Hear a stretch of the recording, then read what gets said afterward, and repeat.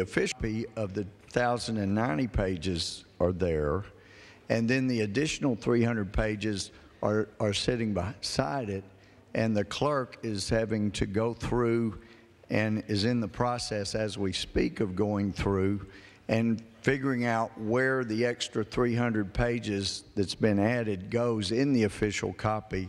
So even as I speak, Madam Speaker, the official copy is not truly an official copy because it doesn't have all the amendments in.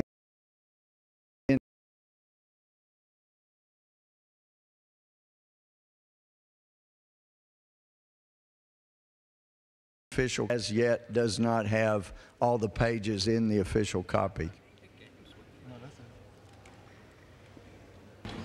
The clerk is currently executing the order of the House in HRES 587. Right, to put extra pages into the official copy, but is it required that it actually be a full official copy put together before you satisfy the requirement of having an official copy at the desk?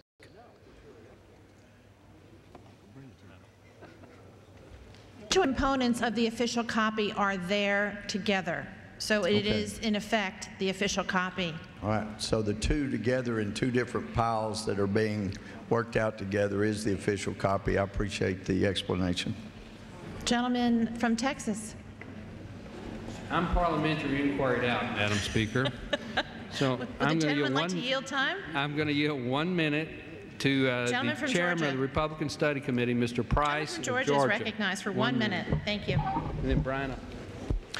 Thank you, Madam Speaker. Madam Speaker, this would be humorous if it weren't so doggone sad.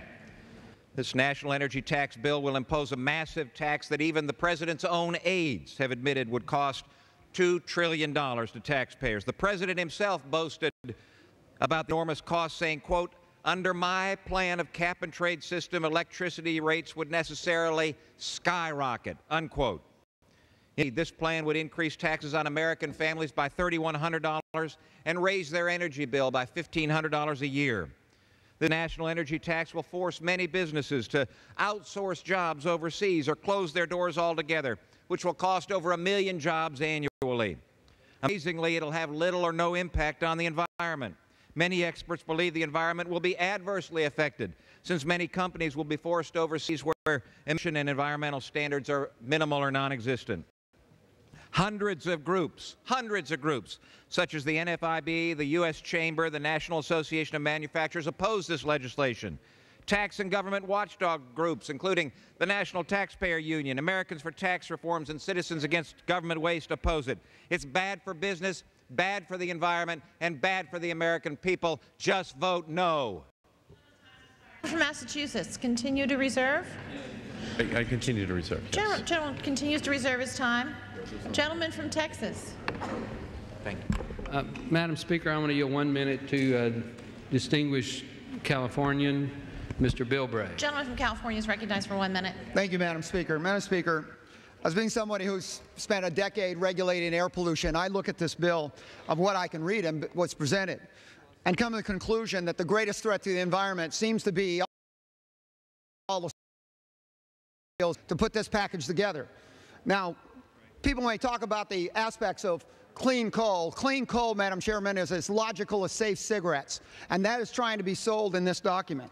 Now, I have to say, in all fairness, what I see here is a huge tax scheme that doesn't fulfill the mandates that the UN Convention on Climate Change said is a minimum. In fact, it not only does not fulfill the need of the environment, it does it 5 years later and short. So it's late and short in this pass. And Madam Chair, we have seen legislation come over this floor before. 20 years ago, this body approved a snake oil called ethanol and methanol and MTBE.